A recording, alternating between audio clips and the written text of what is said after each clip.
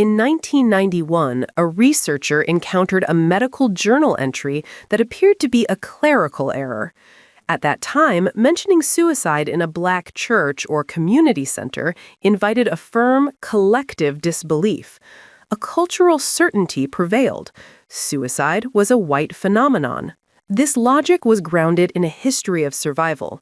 If ancestors had endured centuries of slavery and systemic brutality without breaking, the idea of a teenager in the 1990s choosing to give up felt impossible. This narrative of resilience defined the community, yet the images of strength began to clash with a grimmer reality. A 1938 prophecy by psychologist Charles Prudhomme warned that as generations passed, the trauma of the American experience would drive Black suicide rates to mirror and eventually rival those of every other group. Today, the most devastating statistic reveals that for children under the age of 12, the data has flipped entirely. Black children in this age group are now taking their own lives at significantly higher rates than white children. This quiet, devastating reversal contradicts established beliefs about community, coping, and the protective power of heritage. It forces the question of what occurs in the internal world of a 10-year-old that makes the weight of the future feel heavier than the will to survive, and why science has looked in the wrong direction. For researchers like Dr. Sean Joe, these findings represent a ghost story, a predicted phenomenon that was ignored for 80 years and is now undeniably haunting the data. In 1991, the instinct to assume a clerical error stemmed from a powerful, ingrained myth that functioned as a psychological shield. This survivalist logic suggested that those who survived the Middle Passage, chattel slavery, Jim Crow, and the crack epidemic would not be defeated by sadness. Suicide was framed as a weakness incompatible with Black identity, or even a luxury of white suburban privilege. The prevailing thought was that if one had time to be depressed, they were not fighting hard enough to survive. However, that shield has shattered. By 2024, a 10-year-old carries a burden unknown to his grandfather, driven not merely by brain chemistry, but by a collision of history, sociology, failing economic systems, and a medical establishment with glaring blind spots. Consider the story of Elias, a high achiever in a post-industrial city like Baltimore or Chicago. He represents the economic weight of this crisis. Elias adhered to the American dream of meritocracy, believing academic effort would lead to middle-class stability. Yet as he transitioned into adulthood, the promised workforce had vanished, replaced by what research calls a therapeutic state. While his grandfather gained identity as a producer in a steel mill, clocking in with strong hands to provide for a family, Elias found the factory replaced by a high-end condo or an empty lot. He navigates the gig economy, treading water and eventually drowning. When he turns to the system, he is met not with a job, but with case managers and training programs that lead only to further programs. He becomes a client managed by the state rather than employed by the economy. This constant state of demonstrating need rather than skill strips away his agency, creating an existential trap. In his private moments, Elias did not express anger or traditional sadness. He felt a paralyzing lack of purpose. He experienced a profound hesitation to accept aid, feeling the weight of the incentives for excellence evaporating around him. This illustrates the distinction between hopelessness and futility. Clinical hopelessness is an internal barrier where a patient feels too unworthy or tired to move through a maze, even if the exit is open. Futility, however, is a rational conclusion reached after mapping every path and realizing no exit exists.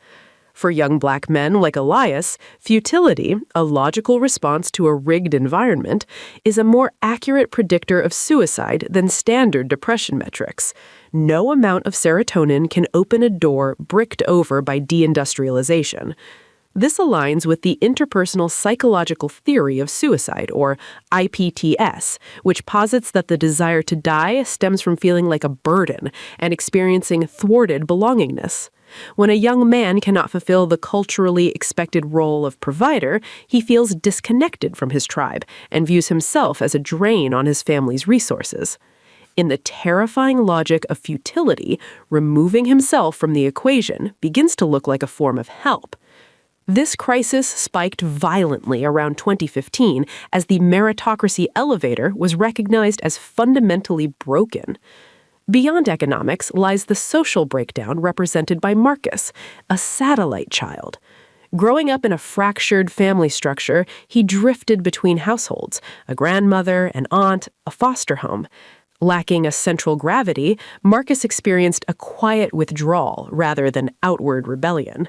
He longed for a stable domestic rhythm he could not articulate, lacking the social glue required for a stable identity.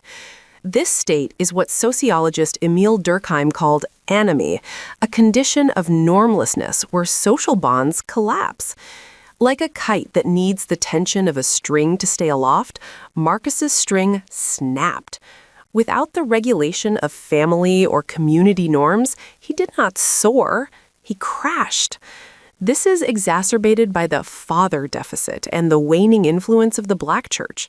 For previous generations, the church provided a moral prohibition against suicide, but younger generations are increasingly disconnected from these traditional institutions. Marcus, a satellite spinning into the void, navigates the chaos of structural racism and economic hardship alone, his heritage severed. Then there's Julian, who attempted to play by the rules by seeking help for his anxiety. He encountered a psychological establishment that saw him as a sociological category, a young Black male, rather than an individual. His clinical distress was viewed through a lens of bias, leading to institutional failure.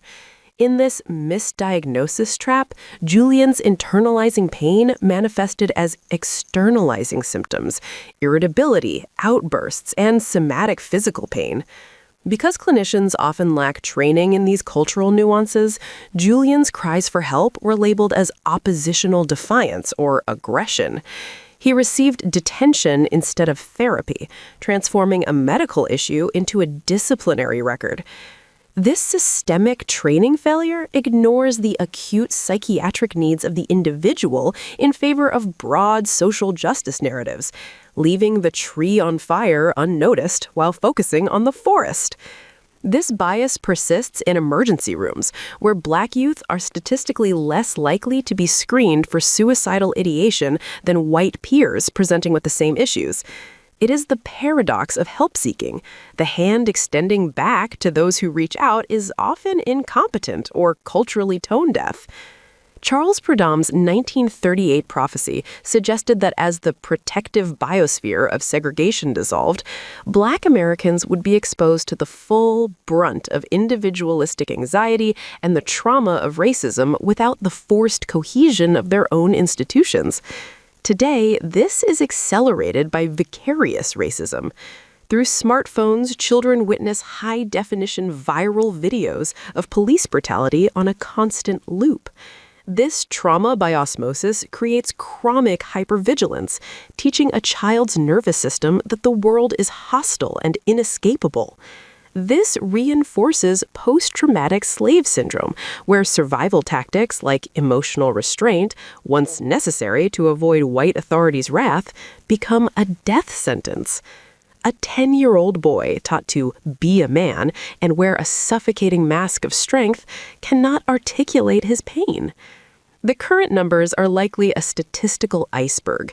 Black adolescents are 1.4 times more likely to have their deaths classified as undetermined due to coroner bias and cultural stigma.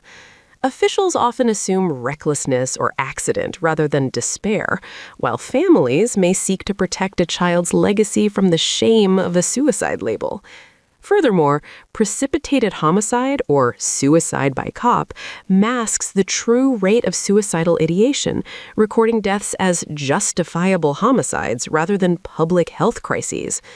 The stories of Elias, Marcus, and Julian reveal a perfect storm of sociological failure, a collision of history and technology where the victims are increasingly young.